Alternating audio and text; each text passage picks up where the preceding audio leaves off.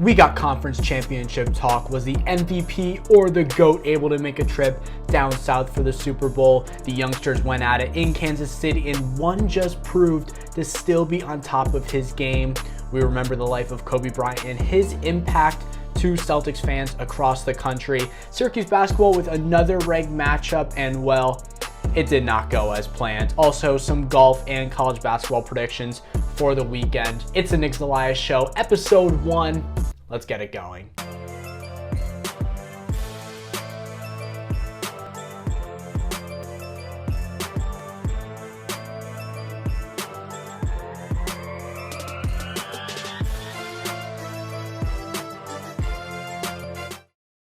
Welcome everybody to the first episode of the Nick Zelaya Show. I'm your host, Nick Zelaya, and I'm joined today by my co-host, a master of the putting greens and a member of the Siena Golf team, Jack Tobin. Jack, how you doing today, my man? I'm doing great today, Nick. It just snowed outside, so I won't be on the putting green anytime soon. I wish I was in Florida right now, but got to do with what I can up in the Northeast. Yeah, speaking of Florida, there's a team down there who had some success making it to the Super Bowl this past weekend. Let's get into those conference championship games. But before we dive into each game on its own, let's talk about them in total. Jack, what were your first impressions from these two games on Sunday? Everyone's talking about Mahomes versus Brady, but I'm talking about Chiefs versus Buccaneers. The Buccaneers' offensive and defensive lines are the reason why they're advancing. Not all the weapons. Obviously, Tom had a great first half, but Brady got sacked once against the Packers. And throughout the playoffs, they played against some great defensive linemen such as Chase Young and Cameron Jordan, who didn't sack him once. So he's just had hours to throw to these awesome targets. Another thing that's been great for them in the playoffs is Leonard Fournette. The offensive line is pushing people, and he got that touchdown last week, playoff Lenny, as they call him at Barstool. I'm just shocked how good the Buccaneers are as a team, and Tom's getting all the credit, and he deserves it after his entire career, but it's really the Buccaneers that are going to the Super Bowl. I want to talk specifically about the defense, the Buccaneers defense and the Chiefs defense. What I liked most is how they shut down the other team's top receiver. You look at the Packers, Davante Adams. He's been one of the best, if not the best receiver in the NFL this season. 67 receiving yards on 9 catches in the AFC game. Stephon Diggs, another one of the greats, 77 yards on 6 catches.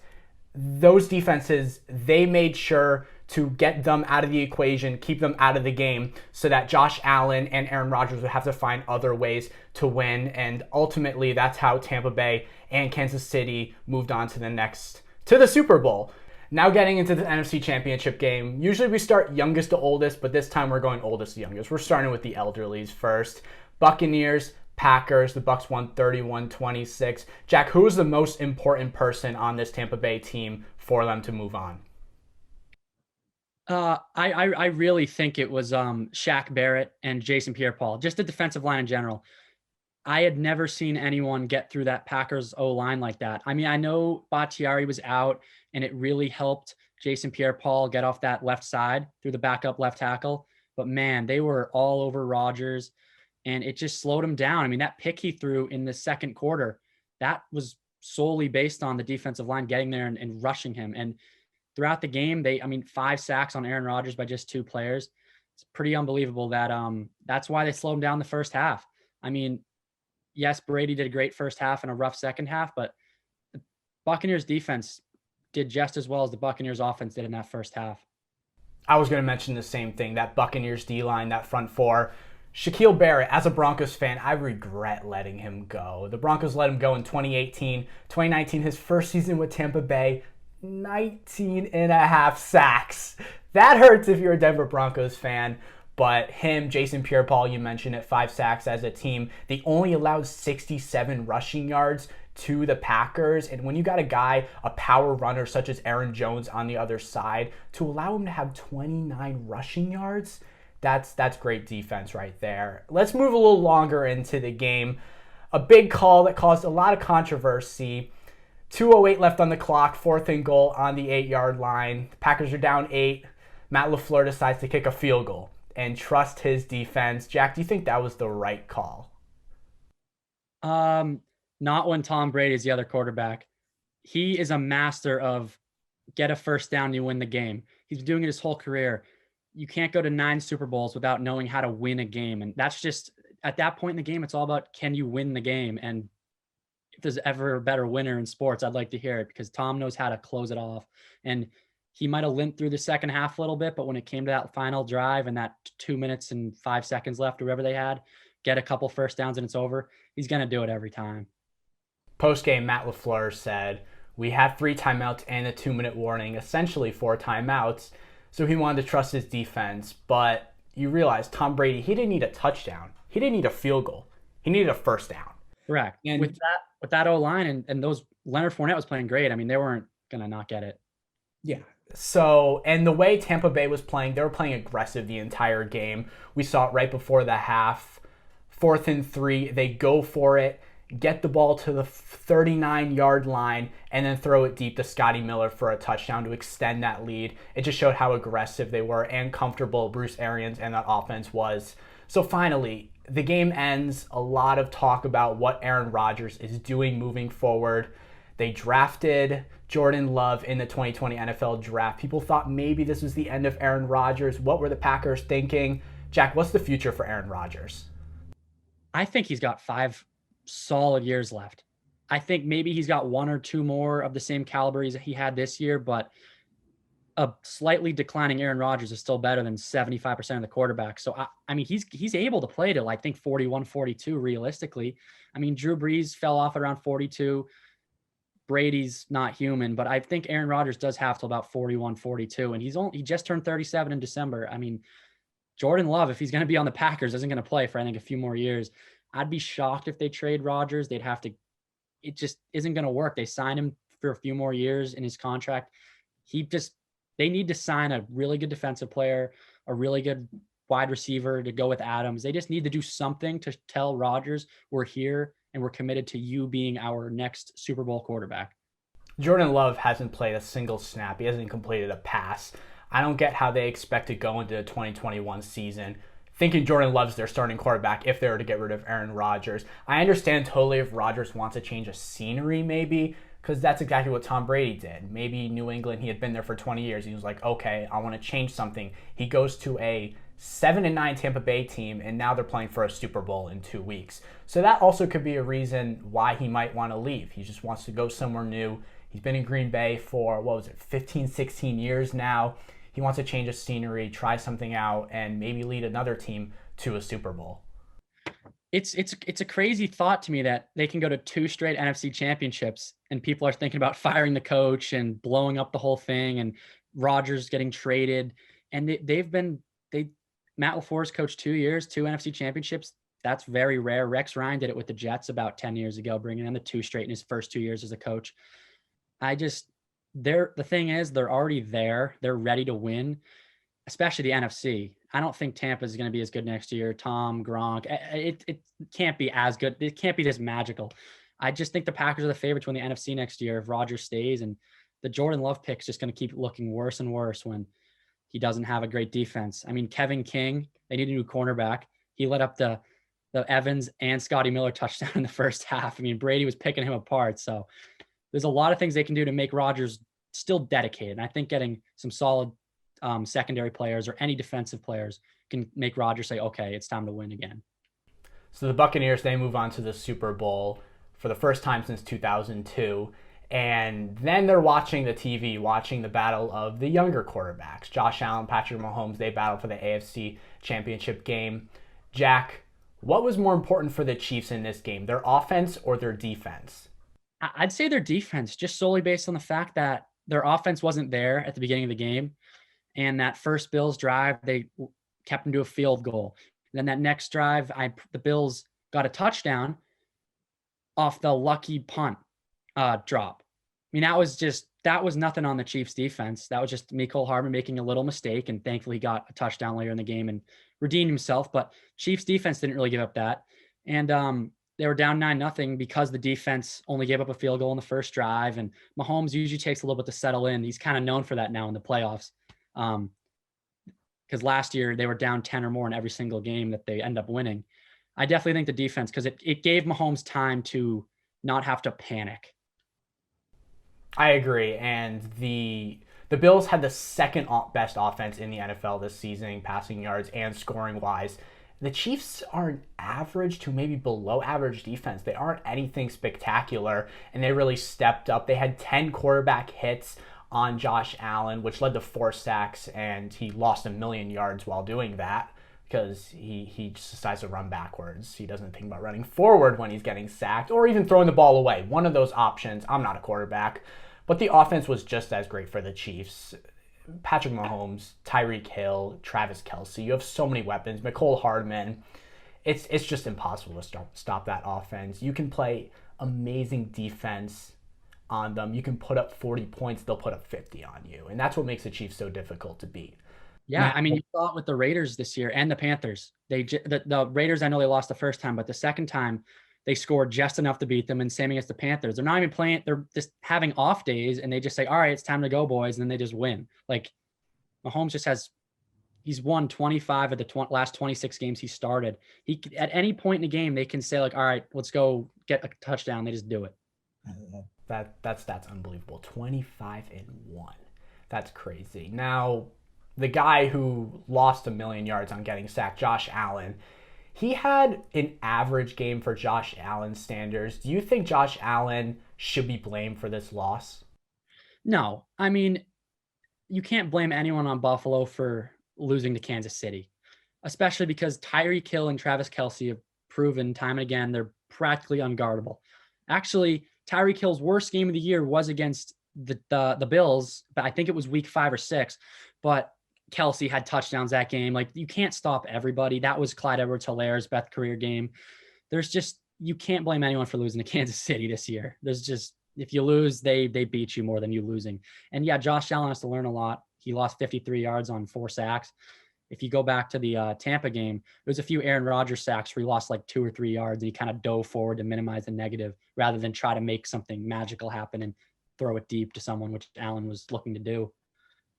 It's the little stuff that Josh Allen needs to work on. He made a giant jump from 2019 to 2020, so there obviously shouldn't be much blame. I'm sure Bills Mafia was happy to go 13-3 this season, make it to the AFC title game. He had 385 total yards in the game. He was doing it on his legs as well, trying to run, escape from the pressure. But yeah, the Chiefs were just too much. Frank Clark had 2 sacks in the game. Chris Jones, he had a monster game. And then Stephon Diggs was locked up by Tyrann Mathieu the entire time. The Chiefs, they're offensively and defensively such a strong NFL team. Real quick, Jack, is there a better wide receiver tight end duo in the NFL right now than Tyreek Hill and Travis Kelce? There's definitely no better tight end. I don't know. There's a debate if there's even a better wide receiver, and they're both on the same team. I mean, the second best would have to be Tonyan and Devontae Adams, more just because Adams is a beast. But no, Kelce and Hill are by far the best duo when it comes to wide receiver tight end. I don't even think there's really a second place. Yeah. I was trying to think of these, and it's just such a drop off from 1 to 2. The only other guys I could maybe think of that compete with them, Hayden Hurst and Julio Jones when he's healthy, possibly. Maybe Keenan Allen and Hunter Henry, but it's not close when you're talking about Chiefs, Tyreek Hill, and Travis Kelce. Moving to the association, where just over a month into the NBA year, we already have plenty of surprises. Right now, the Los Angeles Lakers lead the Western Conference. The Philadelphia 76ers, they lead the Eastern Conference. Jack, who's the most surprising team in the NBA for you so far? So far for me, it's been the Dallas Mavericks with a 8-9 record to start the year. Before this year, Luka was clearly Vegas favorite to win the MVP, and you don't expect Vegas MVP favorites to start 8-9. I know Kristaps came in a little late. I'm not really sure how he's doing, but I think it's time for them to really get a shooter, and they need to trade for a shooter to really get this team better. They're the 29th best 3-point shooting team out of 30. And in this day and age, that's not going to cut it when it comes to the playoffs. And you get these teams like Portland, Utah, who can just shoot. And that's before you even get to like the finals where you play LA. So they need a shooter. Yeah, the Mavericks are, while they're still trying to get Kristaps Porzingis and Luka kind of mesh together, get a good chemistry between those two, it's not the start everyone was thinking. People were thinking the Mavericks were a 4 or 5 seed in the very deep Western Conference. For me personally, I'm going to go to the Eastern Conference with the Cleveland Cavaliers. If you told me the Cavaliers would be the 6th seed in the Eastern Conference a month into the year, I would have, I don't know, I would have been very surprised.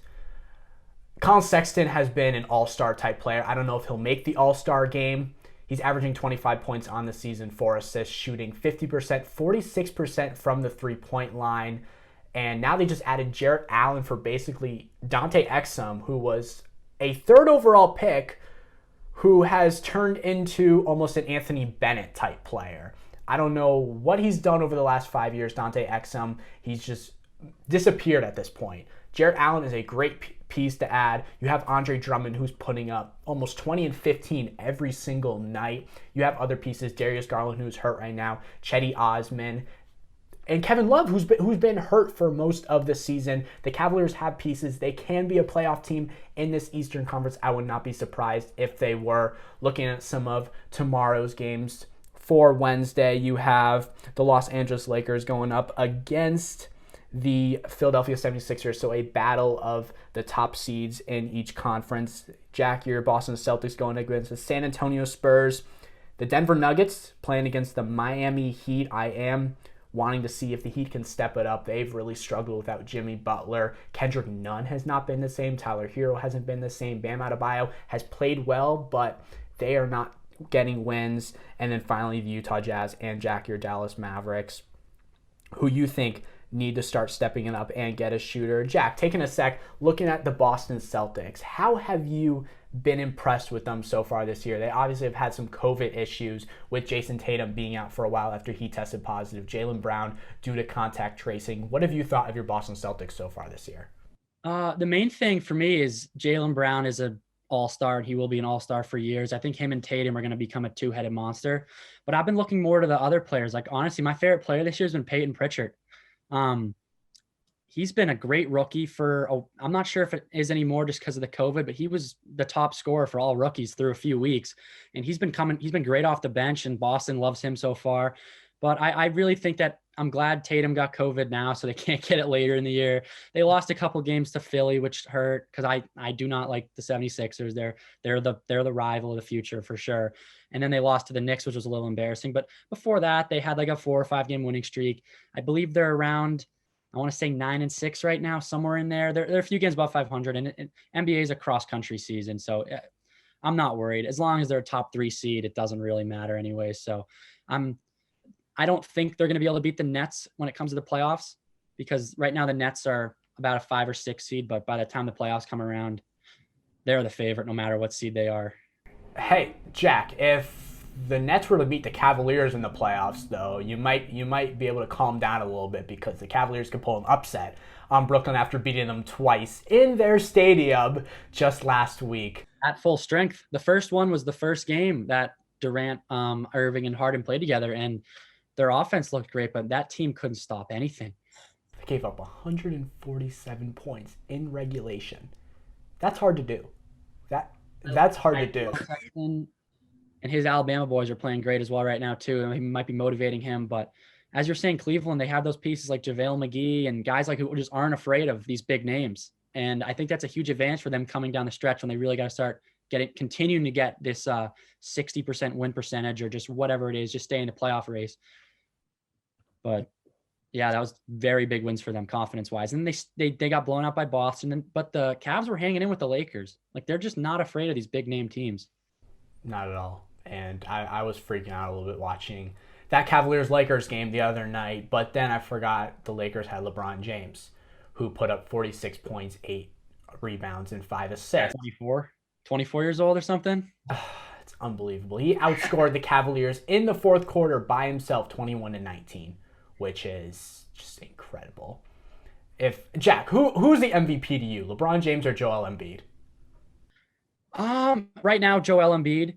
Okay. But I think once Simmons, he's been a little off so far this year. He's not scoring much. Maybe he's a little banged up or something. I think by the end of the year, when Simmons starts getting more numbers, I think LeBron will lead his team to the best record and average enough points where they'll finally give him another MVP award, because it's been I think 7 or 8 years. He hasn't won it since he was in Miami, so he's definitely deserved one over the years. So I think LeBron by the end of the year will average near triple double numbers and have a 80% win percentage.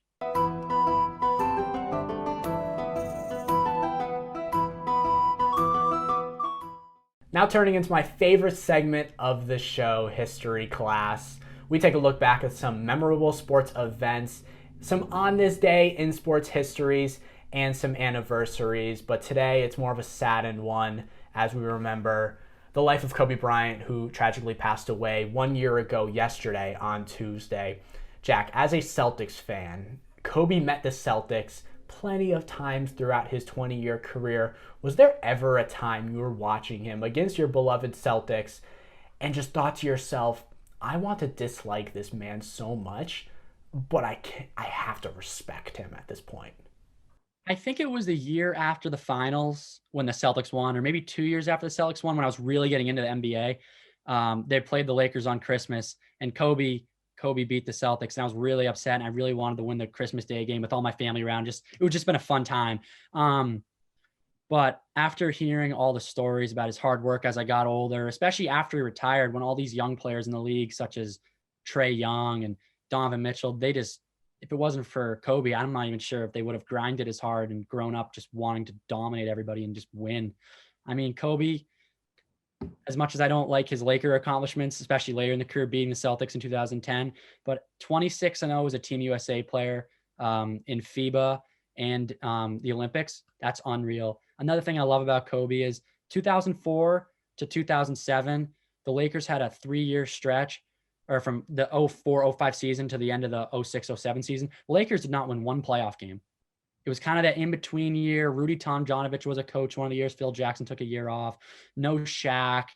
Pau Gasol wasn't there yet. Kobe waited it out. He got MVP one of those years. He averaged 35. He averaged 35 one of those seasons and won MVP the other year. He didn't win MVP when he averaged 35 points. Oh, was that the Dirk Nowitzki or Steve Nash year? I believe so, yes, which is still unbelievable that you only won one MVP. The Lakers didn't win a playoff series for 3 straight seasons.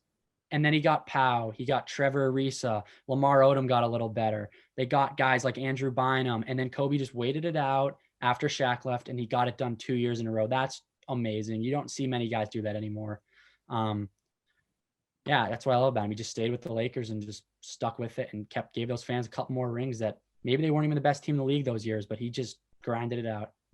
I remember I had the chance back in 2014 to go to a Lakers-Celtics game. The one time I saw Kobe play in person, it was in the TD Garden, and he made his own special appearance. The Lakers had come out to warm up, and 5 minutes later, he comes out of the tunnel, makes his way.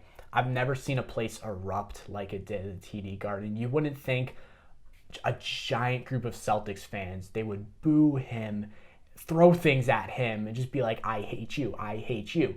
Instead, they were so happy to watch Kobe Bryant play in person. There was a giant group section of people that were just taking pictures of him, yelling his name, trying to get an autograph. He's just trying to go warm up. He meant so much to the NBA. There are plenty of memories as a Lakers fan. I mean, I didn't get to watch his younger years, especially during the three-peat, just because I was getting born then. I wasn't watching much basketball. Maybe I was, but I don't remember that. I was too young. You saw 24. You didn't really see 8. Yeah, I saw 24, not 8. But yeah, he created so many memories for so many different people, not just Lakers fans. And that's why he goes down as one of the greatest players of all time and pretty much the Michael Jordan of our generations. Yeah, as much as LeBron does a lot of incredible things on and off the court, he doesn't get the same ovations when he went to like a city like Boston, where he's broken Boston's hearts a lot more times than Kobe. But those Kobe Bryant farewell tour tickets and the years leading up to it, everyone was just super appreciative of what he did for the game, and especially growing it overseas. I mean, the word Kobe is just synonymous with just shooting a piece of paper in a trash can, and people started realizing that more after he passed away, but how special he was just to society. I mean, if you ask a kid who's never watched basketball in his life what Kobe, and he knows to throw a piece of paper in a trash can if he went to middle school about 5 years ago. I mean, it's just a known thing. He's done super well. He knows a ton of languages. The guy's incredible. People who don't watch basketball know who Kobe Bryant is. And it's rare. If an athlete is known throughout the world for fans who don't really watch or pay attention to sports, if you know this player, he's meant something to everyone in every part of the world. You brought up that LeBron James thing real quick before we move on. When LeBron brought Cleveland Cavaliers in 2007 to an NBA Finals, they had not been to a Finals in a very long time, if ever. He returned as a Miami Heat member. I think that was the scariest game ever. Those Cleveland Cavaliers fans hated him. They hated him with a passion. It just shows the difference between the two. Let's talk some Cuse hoops. They had a rough go around on Monday against the Virginia Cavaliers. This was really a game where they could make their mark on the NCAA tournament ballot. Right now, they're a bubble team, just missing it according to Joe Lunardi.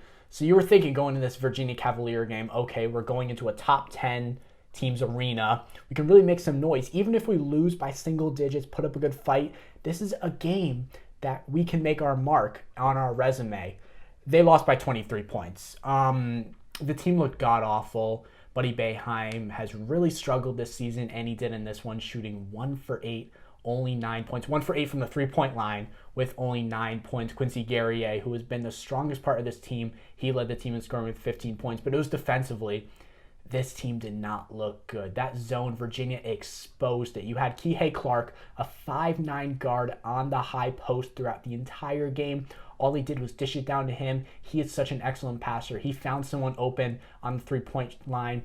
They hit a shot. Clark finished tonight with 9 assists. Sam Hauser, 7 for 13 from the three-point line, 21 points. They could not stop him.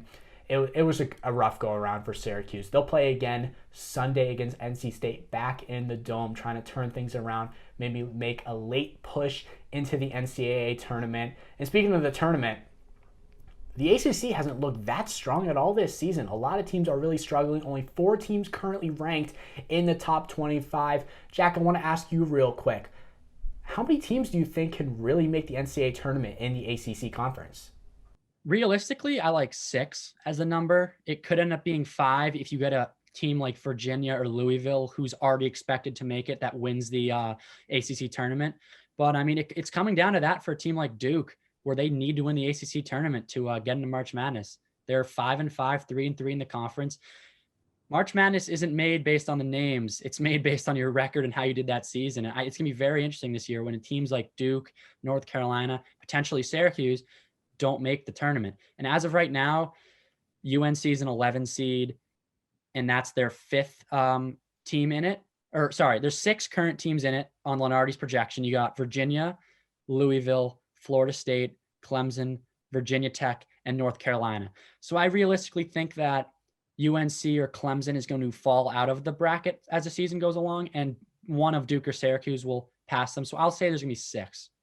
I like that number. I was ranging around 6 or 7. You've got the top 4 teams that are currently ranked right now in Louisville, Virginia Tech, Virginia, and Florida State. One team that I think could really surprise people is Pittsburgh. They've played Syracuse twice already this season. Once didn't see Justin Champagnie, and then the next game they saw Justin Champagnie. He put up 30-something points, 10-plus rebounds, and just absolutely destroyed Syracuse.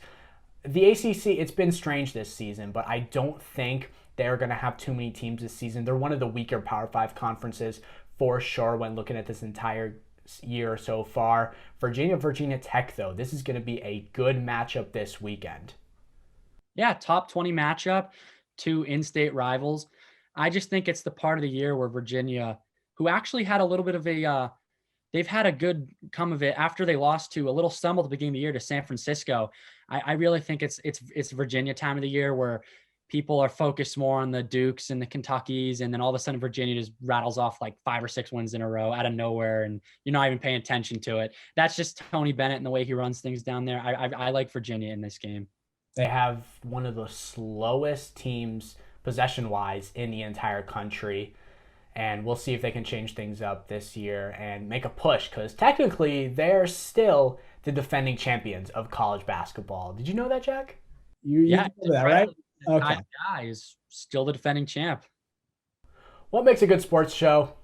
Making some predictions. We've got some for you right now, some college basketball and something Jack knows a little about, some golf. He's going to teach me a little bit because I want to learn more about the Farmers Insurance Open. Jack, talk to me about some golf this weekend. We've got the tournament coming. Jon Rahm is the big favorite in this one so far. So who you have winning? Who can make some noise this weekend in San Diego? I really do think John Rahm will be a pretty much guaranteed top 10, top 15 this week. He loves Torrey Pines. He's won here before. He finished in the top 5 last year. His game just suits this course.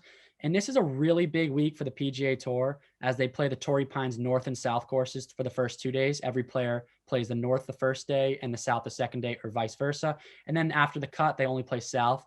This June, the U.S. Open is headed to Torrey Pines South course. So a lot of really good players are kind of going through this tournament as a little bit of a practice round kind of to figure out how they want to approach the U.S. Open, which is in my opinion, second biggest tournament they play besides the Masters. But my sleeper this week, Bryant Snedeker.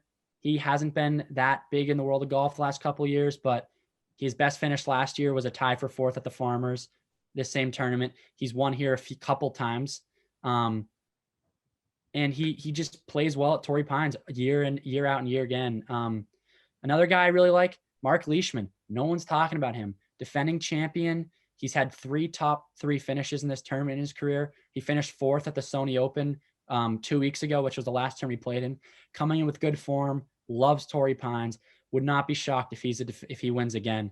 But my pick would have to be Rahm, just because he just loves Torrey Pines and the way he's been hitting it with these new Callaway clubs, which he just signed with earlier this year. Well, was it those Callaway clubs that helped him hit that hole-in-one a few months ago when he bounced it off the water into the hole? Was that Callaway? That was I'm not sure if that was Callaway or TaylorMade still, but that skip shot at Augusta was pretty fancy to say the least. You'll have to let me know because I'm trying to up my game at the driving range. So if I need to sign with Callaway, get some new clubs, that might be the direction I head towards. I've also seen Rory McIlroy and as well as Patrick Reed as some potential winners in this tournament this upcoming weekend. Let's get into some college basketball now. The Big 12 SEC Tournament happening this weekend. We want to predict a couple of games. You let us know what you think about them. The first game we're talking about, number 5 Texas against the Kentucky Wildcats. Jack, who do you got in this one? It's crazy to say that Kentucky's 5-9, and they're actually losing right now to Alabama at the half. So potentially 5-10 heading into this late in the season. But I do think they're going to bounce back. This is a trap game for Texas, number 5, in Kentucky, in Rupp Arena. Maybe I think Kentucky's better than they are just because the name Kentucky, but BJ Boston, Terrence Clark, I know their point guard Askew starting to play a little better. I think it's time for Kentucky to just get a huge win out of nowhere and shock the world, which is crazy to say. Kentucky winning a basketball game is shocking, but I'm going to go with the Wildcats in this one.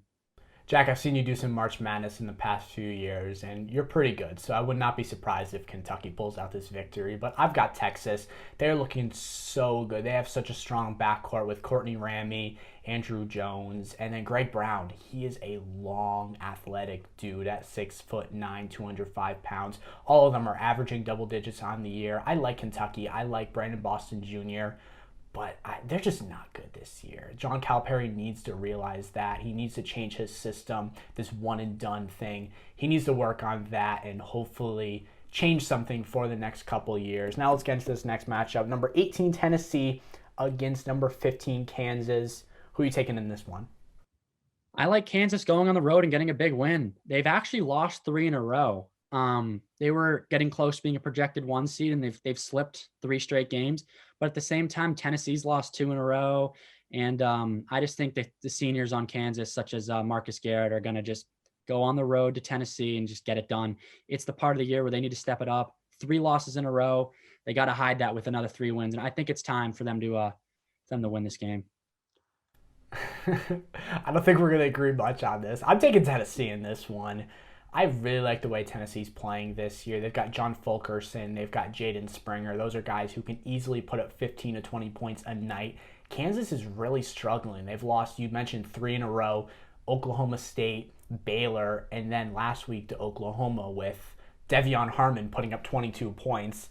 Kansas is in a slump, and I think Tennessee might be able to pull out a victory in this one, and the Vols will continue this hot streak. They're 8-2 at home so far this year. Make that 9-2 after this weekend. And the final game I want to talk about today is number 9 Alabama going up against Oklahoma. Number 24 Oklahoma. Jack, who are you taking in this one? I'm going with the road warrior, Alabama. They have shocked me so far. They have to be the surprise of the year. Everyone expected the top three to pretty much be Gonzaga, Baylor, Villanova. So the fact that Alabama has made the top 10 in basketball right after we watched them dominate in football once again. John Petty, man, that guy can just score. Like, it's unreal. They can score 5 3-pointers in under 2 minutes and look like it's nothing. This team has the ability. They can be down by 20 points going in the second half, and I would be nervous if I was the other team. They can just score at will. Alabama is the third best shooting team from beyond the arc this season in the entire country. You said John Petty. He's averaging 14 points a game on 48% shooting. I'm surprised he's not in the NBA by now, as he's a senior. I thought he would have gone there a year or two, but I guess he's staying with the Crimson Tide. They're a top 10 team right now. Could make some noise in the tournament. Imagine if Alabama wins the football championship and the basketball championship. That would be scary. The time the team did that was Florida with Tim Tebow as the quarterback. Yeah, and they won the basketball the same year with Al Horford. So we're in the coronavirus times right now. I would stay away from Tuscaloosa. Many miles away from Tuscaloosa. That's going to wrap up today's first episode of the Nick Zelaya Show. If you liked it, make sure to leave a like and subscribe. We'll be here again next week for episode 2. And Jack, we'll see how we did today, and we might invite him back next week. Thank you, everyone, for watching. We'll see you next time.